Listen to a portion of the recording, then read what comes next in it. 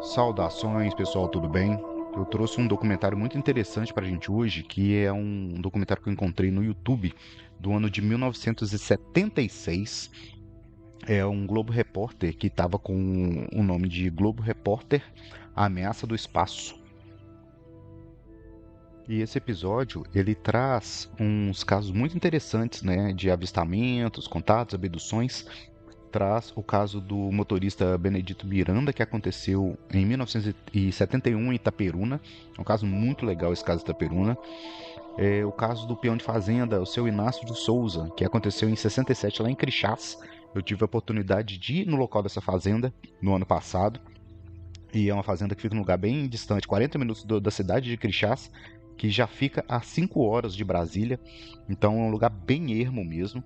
Eu tive a oportunidade de ir até nesse local. E nesse episódio traz o caso do soldado José Antônio da Silva, do caso Bebedouro, de 69, que eu já trouxe aqui pro podcast. Tem o, o áudio dele falando, né? E o caso de uma menina também que foi curada de doença de Chagas após um contato ufológico. Então, esse programa é mais uma raridade, só tem o áudio dele por aí, não tem as imagens, né? O arquivo é muito antigo. Então, eu acho interessante trazer esse tipo de matérias, né? Principalmente para as pessoas mais novas terem contato de como que a ufologia, em algum momento, ela foi abordada com seriedade nos programas de televisão, tá? Então, a apresentação é do Sérgio Chapelin, né? Que tem uma voz inconfundível e dá para escutar até um ruído assim da fita de fundo. O original é muito bacana, tá? Então, eu espero que vocês curtam um pouquinho. Dá mais ou menos uns 40 minutos de episódio, tá? Então, divirtam-se aí e a gente se vê no próximo. Valeu!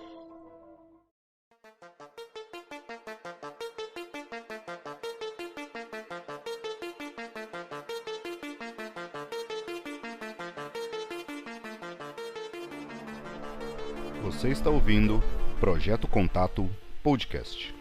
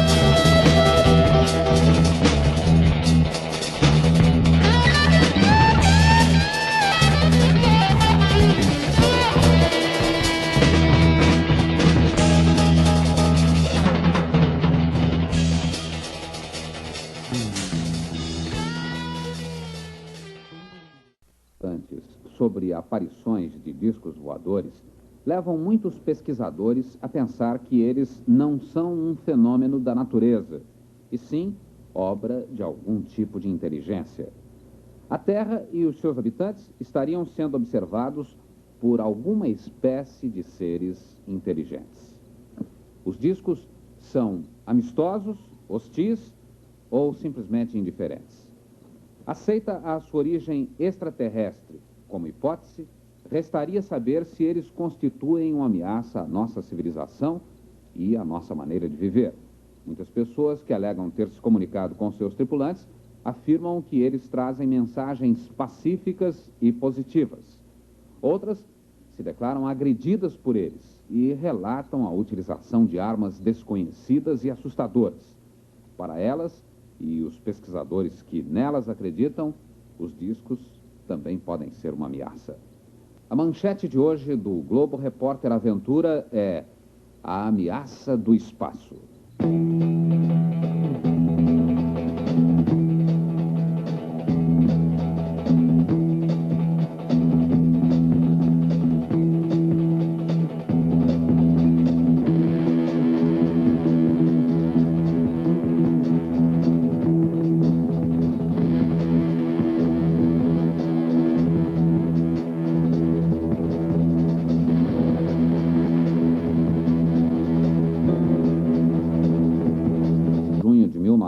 1947, um aviador chamado Kenneth Arnold participava da busca de um avião que havia caído nas montanhas do estado de Washington, nos Estados Unidos. De repente, um clarão iluminou o céu e ele viu 9 objetos voadores de brilho metálico e em forma de disco. Depois disso, as aparições de discos não pararam mais. Até hoje, eles continuam a surgir. E um dos países que recebe suas visitas com mais frequência é o Brasil.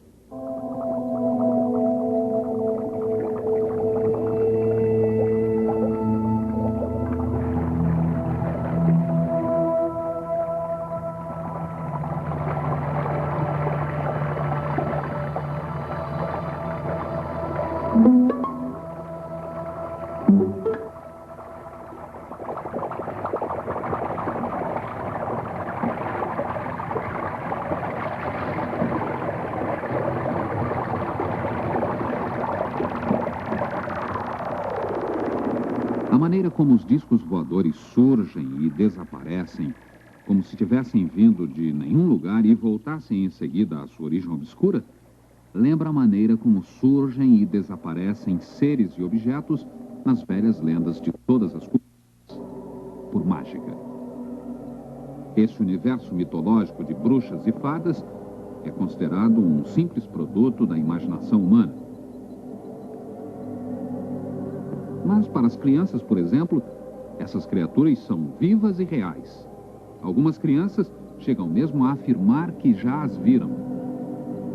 Na infância da humanidade, nas culturas mais antigas, não apenas as crianças, mas também os adultos viam deuses e semideuses, monstros e heróis, seres que surgiam e desapareciam magicamente. E é dessa maneira mágica e inexplicável que hoje em dia as pessoas, mesmo as adultas, afirmam que viram os discos voadores e seus tripulantes.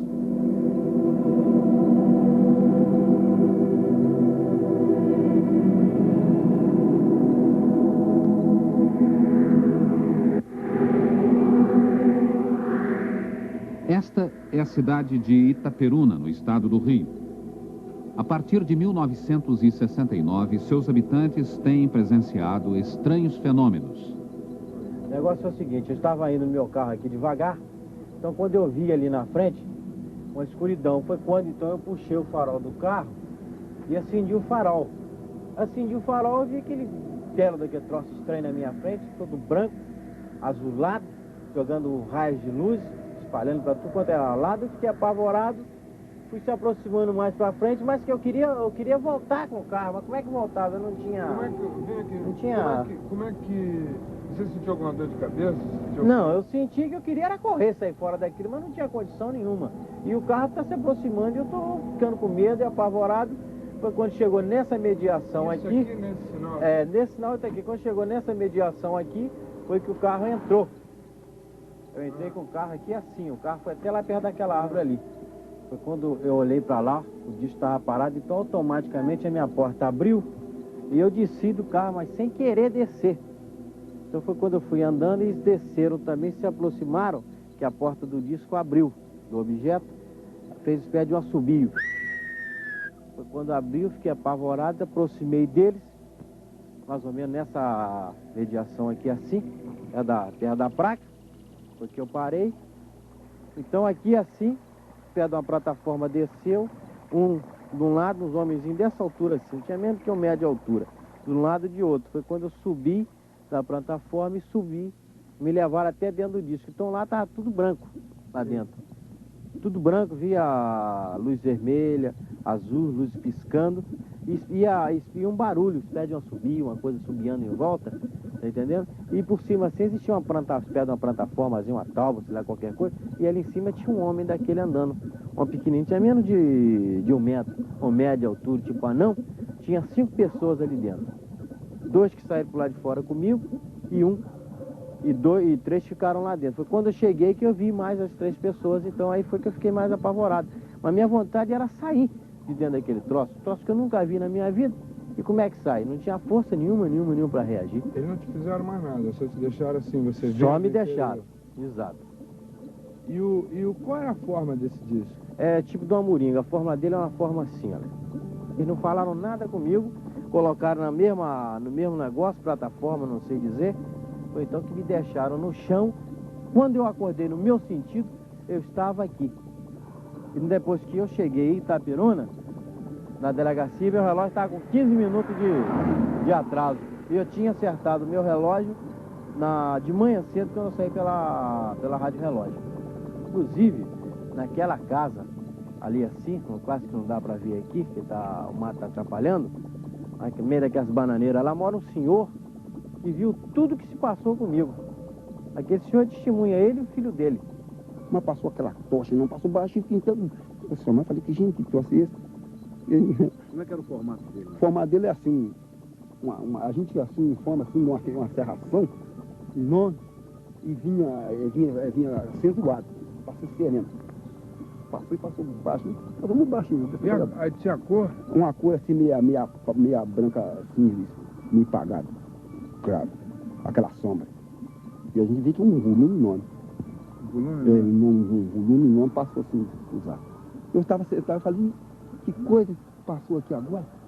Mas aí como é que eram essas pessoas? O carro estava parado ali, você viu um objeto? Não, na frente do carro? Não. O carro tá aceso. A luz estava acesa? Tá. E em volta do carro tinha uns menininhos? Tá com em volta assim, andando em volta. Umas Eu pessoas pensei o filho dele, mas... E estava vestido?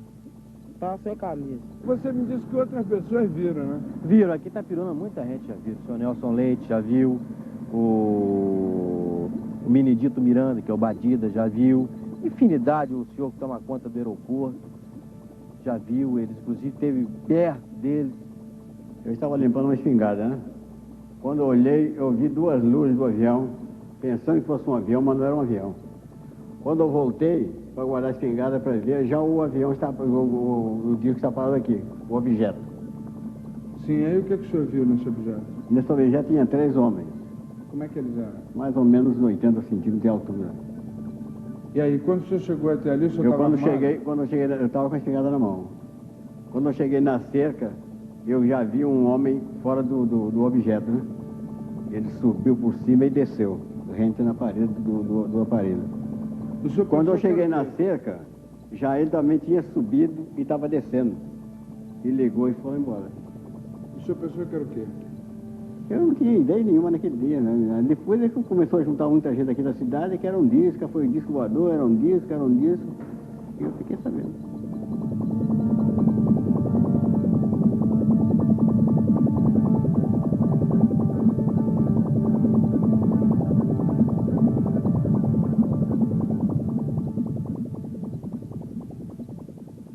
No próximo segmento, a história de um peão de fazenda atacado por um disco voador.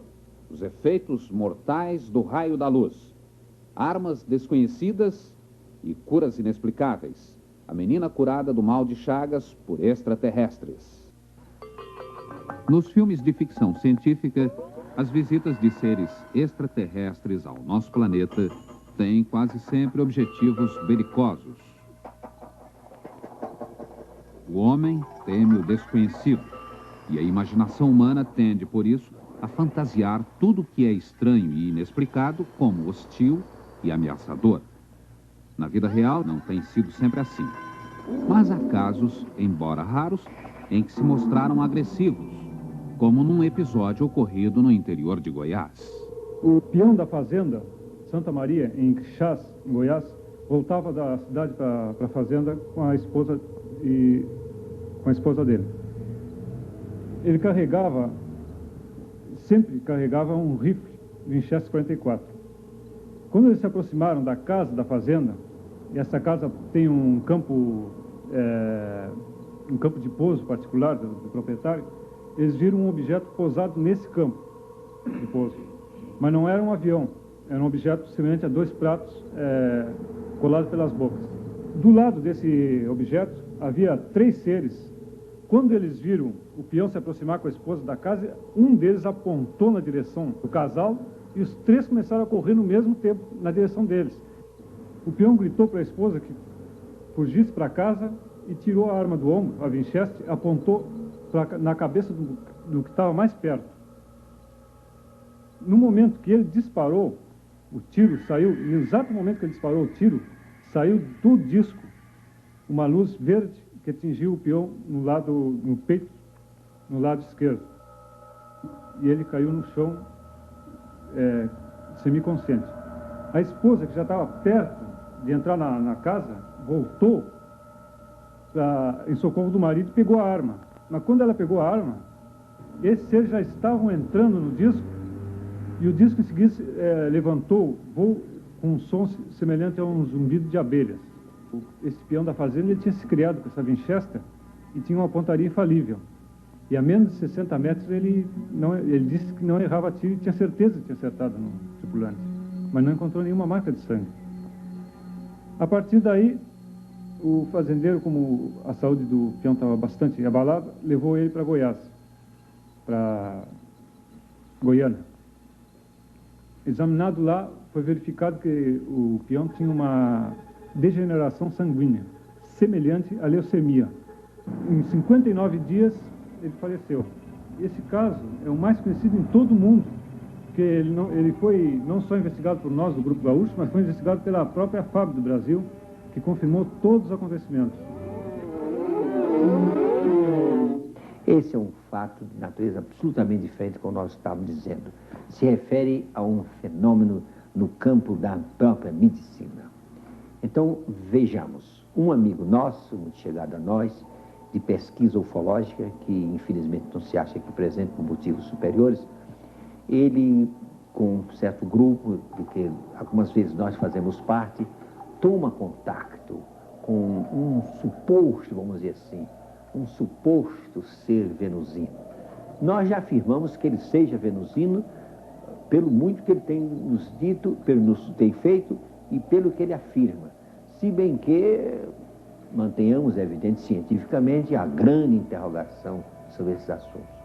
Mas este ser aceitou e tomar conta e ver o que poderia fazer no campo de saúde, em referência a uma mocinha, nossa filha adotiva, que está conosco há 6 ou 7 anos, e que se achava internada no Hospital das Forças Armadas com moléstia de Chagas. Uma moléstia de Chagas absolutamente incontrolável, o coração se dilatando mais e mais, 3 ou 4 meses, já mantida lá por interesse clínico, sem possibilidade nenhuma de se libertar do hospital.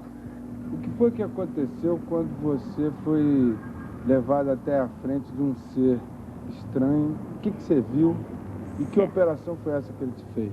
Foi o seguinte, eu vi uma luz azul. Dessa luz azul, então, eu cheguei perto e ouvi uma voz estranha, assim, diferente. E ele mandou que eu suspendesse o braço esquerdo. Eu suspendi, aí recebi. Isso que eu suspendi, né? Então recebi uma picada assim, outra assim no pescoço. Doeu? Doeu bastante. Depois ele falou assim, você vai ficar boa, não vai sentir mais essas coisas, vai durar muitos anos, vai viver muitos anos, diz assim. E falou que estava tudo bem, falou assim, agora você pode ir. Aí mandou que eu voltasse. Mas voltasse afastando, sabe? Sem olhar, porque eu só via aquela luz. Depois que eu voltei, chegando no local que estava o pessoal, todos perguntaram, o que foi que aconteceu? Aí eu mostrei, eles viram a marca. E demorou, você ainda tem a marca? Não, no outro dia desapareceu, foi uma marca vermelha, sabe? Sim. Uma marca vermelha. Então, no outro dia já não tinha mais. E você, hoje em dia, como é que você se sente? Me sinto bem, Faz mesmo. tudo? Tudo. Fui subir escada, o médico falou, não pode subir escada. Então eu vou fazer, meu colégio tem 4 escadas para subir, né? Falei, não pode, eu vou para o colégio, não tem nada. No próximo segmento, o soldado sequestrado por um disco no interior de Minas e deixado 4 dias depois no Espírito Santo. Seres diferentes entre si no interior da nave espacial.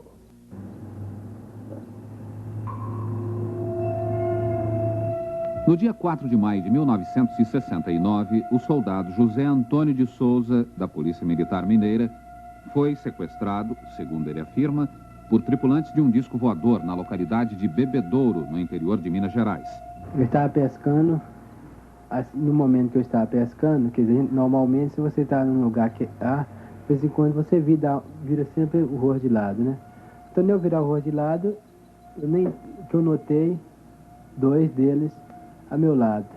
Como aquele ali daquela Como marca? este. Sim. Então, logo que eu virei o rosto, assustei, né? Quer dizer, não esperava aquilo. Pensei, se eu pular na lagoa, logo que eu virei de frente para ele, estava com a varinha anzol na mão, eu virei de frente, aí eles, pelo menos com a almazinha que eles tinham, essa pão, essa aqui, eles me atingiram a altura do joelho abaixo. E logo que atingiram, as pernas adormeceram. Assim, logo que as pernas adormeceram, quer dizer, veio 2 deles, um me segurou de um lado, de outro, me conduziu logo pro caminho. Quer dizer, eu não tinha visto aparelho nenhum. Eles te conduziram para onde? Para um caminho? Para um trizinho saindo na estrada. Sim. Então, quer dizer, logo da estrada na lagoa devia ter uns 40 metros, se não me falha na memória.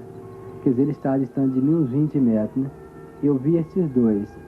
Então eles me conduziram. Chegando uns 20 metros à frente, que eu vi um aparelho na estrada, né? É desse jeitinho mesmo. Aí você entrou, foi forçado a entrar? E a porta aqui estava aberta, não, quer dizer, não sei, tinha um vão aberto aí, não sei. Depois, logo que eu entrei, só virei e me assentaram assim ao lado. Quer dizer, o formato era uma espécie assim, um formato de essas pedras escuras paralelepípedo. O aparelho todo lá dentro era escuro. Não olhar assim, parecia até tudo pedra, né? Escuro. Me assentaram, logo que me assentaram, isso não me falha na memória. Então, eles veio e me colocou a máscara. A máscara parecia dessa mesmo aqui. Então ela colocou a máscara, disse, ó, mesma coisa, essa sondazinha ali. E colocou a máscara, então me pegaram e me amarraram. Uma corda à altura da barriga assim, se não me falha na memória. Logo que amarrou, aí o outro que tinha ficado para trás, tinha 2 comigo, um sentou de um lado, o outro do outro, do meu lado. Aí o outro que estava para trás, chegou um outro, tinha um banquinho na minha frente assim, um pequenininho, não sei se me faz memória, tinha uma alavanca a um lado, alavanquinho, e outra ao outro, não me faz memória, tinha uma mais pequena e outra maior, só que me faz é que eu esqueci o lado, de ficar pequena ou menor. Então ele mexeu com uma, logo que ele mexeu com uma, a gente sentiu que o aparelho deu um ruizinho, como se o elevador arranca, né?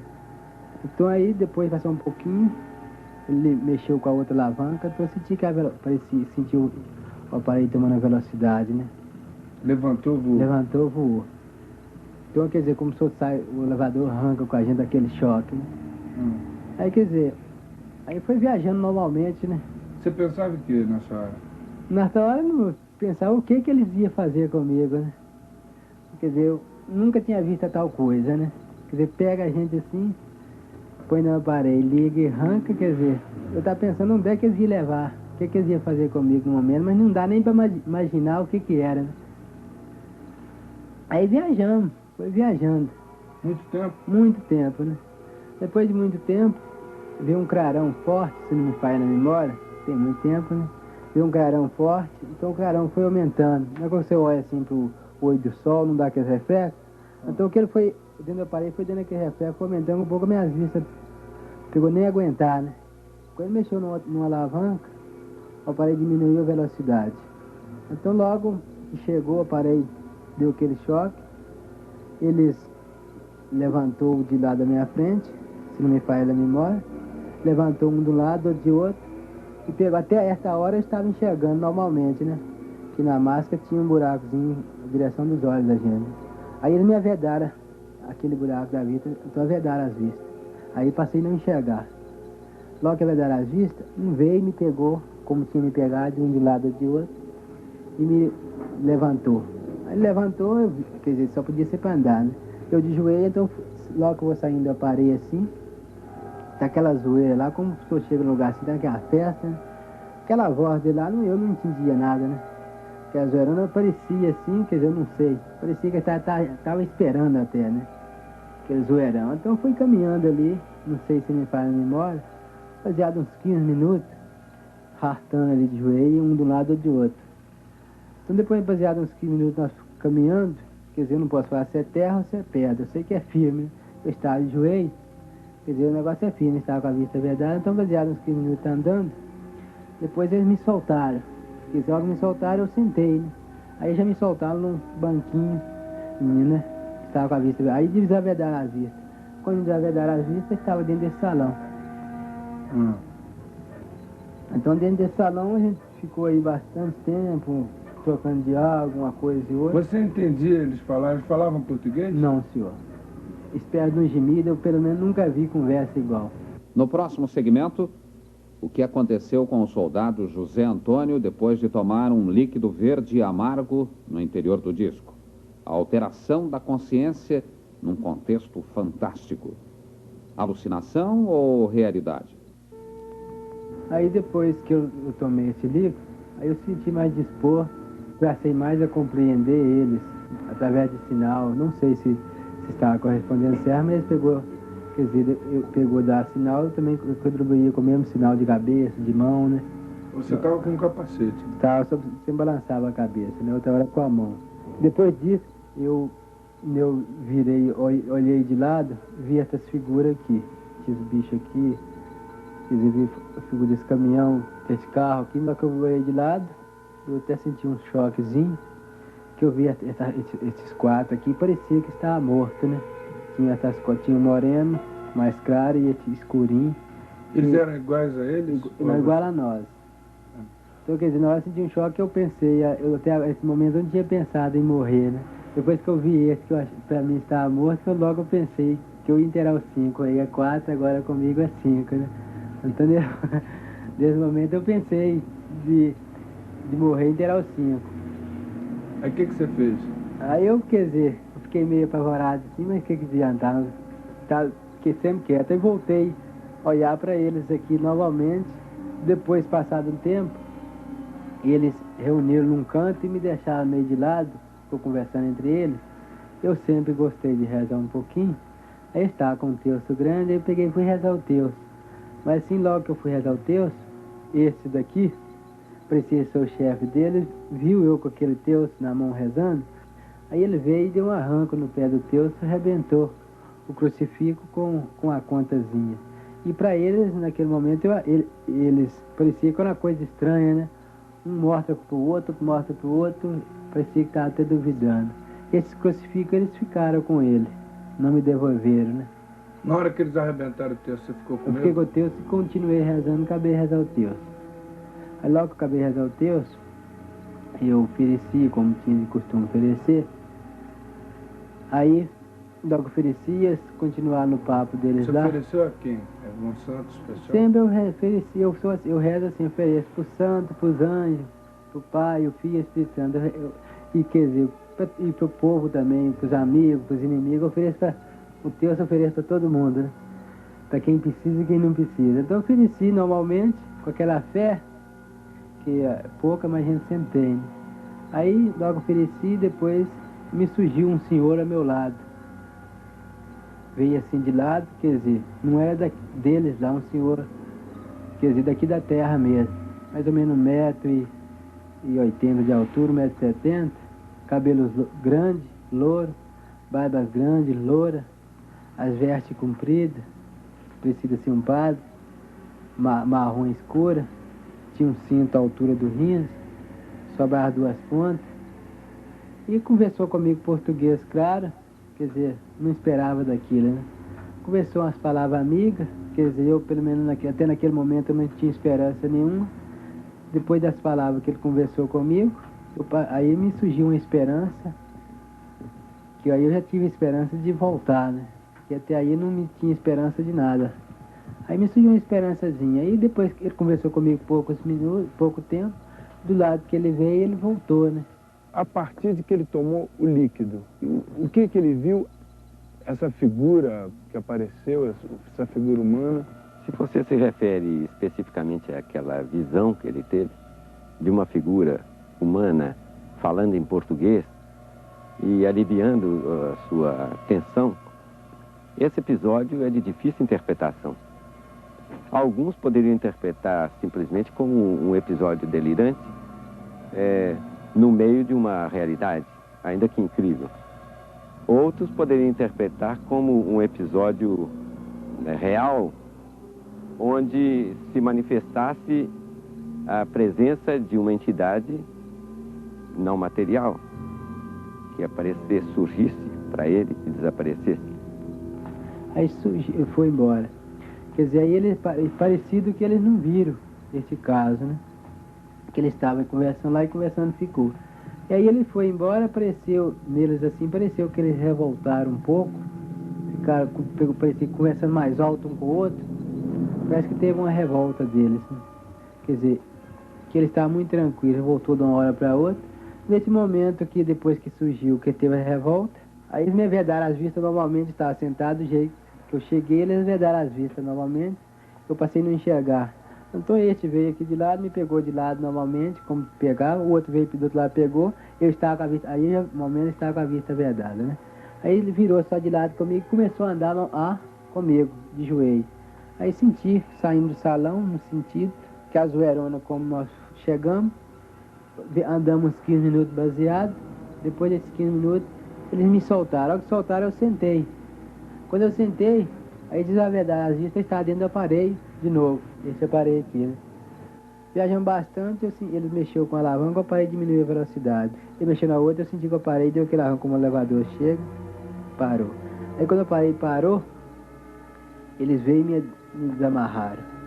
Ao desamarraram, até aí eu estava normalmente enxergando tudo.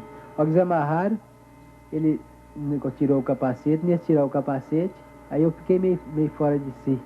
Aí senti que a friagem, aí eles me deixaram assim, eu sei que eu caí em cima da pedra, assim, a pedra fria, né? Aí eu fiquei meio ruim assim um pouco, a hora que eu fui melhorando aos pouquinhos, eles já não estavam ali mais. E eu até me lembro que até hoje que do lado assim, que a única criação que eu vi foi uma égua com pordinho, acho que é castanha. Dessa viagem, você tirou alguma lição dessa viagem? Quer dizer, para mim foi bom, quer dizer, que eu já tinha um pouquinho de fé, quer dizer, em Deus. Quer dizer, hoje em dia eu tenho mais fé, quer dizer, para mim foi uma lição na minha vida, né? Quer dizer, eu era um pouco tranquilo, e mais tranquilo eu fiquei, né? Quer dizer, para minha vida foi uma grande lição, né? Quer dizer, eu não tinha medo de quase nada, e hoje em dia eu não tenho medo de nada mais. Pode acontecer o que acontecer, não vai me assultando com pouca coisa, não. No próximo segmento, o material desconhecido deixado por um disco voador na Argentina. Os diferentes tipos de tripulantes, segundo um pesquisador brasileiro. Os jardineiros do universo e a origem cósmica do ser humano. Nas últimas décadas, os discos continuaram a aparecer. Eram também detectados por instrumentos científicos como o radar. Os discos surgem nos lugares mais diversos do planeta, desde os desertos americanos até a Argentina. Com respeito à República Argentina, em relação à Argentina, os discos entram geralmente pelo Polo Sul, por razões físicas e idiomáticas. Físicas porque o Polo Sul é positivo. As faixas iônicas que circundam a Terra são positivas. E nesse ponto se repelem mutuamente, criando um grande campo, um grande corredor préter-gravitatório, por onde saem do espaço livre e penetram em nosso planeta com mais facilidade. Idiomática porque na América há apenas 3 idiomas que podem ser captados pelas ondas radiofônicas, aprendidos e conhecidos com facilidade, como pode ser comprovado pelo fato de alguns seres terem conversado com pessoas de diferentes partes da América, da Argentina ao Alasca. Quanto aos objetos que tenho sobre a mesa, um deles é um dos pedaços deixados durante um pouso de extraterrestres em Guernica, na Argentina. Os discos depositaram esse material, parecido com lenha queimada, só no seu aspecto externo, por dentro não. Examinado nos melhores laboratórios de Buenos Aires, foi comprovado que continha 86,5% de fósforo, e nosso fósforo químico tem apenas 78%. Por que o deixaram? Uma amostra, como muitas que já deixaram. Eles se aproximam da Terra, mas não tocam o solo. Parece que, se o fizessem, não poderiam mais levantar voo. Teriam a sua força neutralizada pela força de atração da Terra. E se parecem tocar o solo com trens de pouso ou patas, a explicação mais razoável seria que, na verdade, não são trens de pouso, mas radiações. Estas radiações se destinariam geralmente a afastar certos adesivos halogênicos, como pó de carvão, por exemplo. Como carbonilla. Os testemunhos sobre o aspecto físico dos seres que tripulam os discos são bastante diferentes entre si. O pesquisador brasileiro Jader Pereira estabeleceu uma tipologia baseada no estudo de 148 casos, selecionados de um total de 333. 96% dos tripulantes têm forma humana. A maioria deles não usa escafandro ou qualquer outro aparato especial. Alguns usam escafandro e roupas parecidas com as dos astronautas terrestres. Em 4 casos estudados, os seres se apresentaram com uma espécie de máscaras contra gases. Eis alguns tipos classificados pelo investigador brasileiro. Seres de aparência humana e estatura normal. Seres de aparência humana, mas baixa estatura, de 90 centímetros a 1,30 m. Seres de pele verde, com estatura pequena ou normal, mas usando a mesma vestimenta. Seres normais, mas de baixa estatura, com 1,40 m no máximo e uma cabeça desproporcionalmente grande. Outro tipo bem conhecido é o destes seres, com o corpo coberto de pelos. Costumam usar uma arma que paralisa as testemunhas com um raio de luz. Este tipo é dos mais controvertidos. Tem um único olho, usa escafandro e sua altura alcança de 2 metros a 2,5 metros. Este é o tipo mais agressivo de todos os estudados. Sua arma também tem efeito paralisante. Os astrônomos costumam ser os principais críticos da teoria sobre a origem extraterrestre dos tripulantes dos discos voadores. Argumentam que a aparência física do ser humano é produto específico das condições de vida encontradas no planeta Terra. Seres de outros mundos teriam de ser necessariamente diferentes. Mas os testemunhos das pessoas que afirmam ter tido contato com esses seres confirmam que, apesar de semelhantes a nós, eles vêm de outros planetas, deste ou de outros sistemas solares. Se isso for verdade, o ser humano, tal como o conhecemos, não é uma exclusividade do planeta Terra. A verdadeira origem de nossa espécie não seria esta Terra, mas o cosmos infinito. E as visitas dos discos seriam visitas do povo de nossos próprios ancestrais. Eles estariam há milhares de séculos semeando a vida humana por toda a parte e cuidando dela como verdadeiros jardineiros do universo.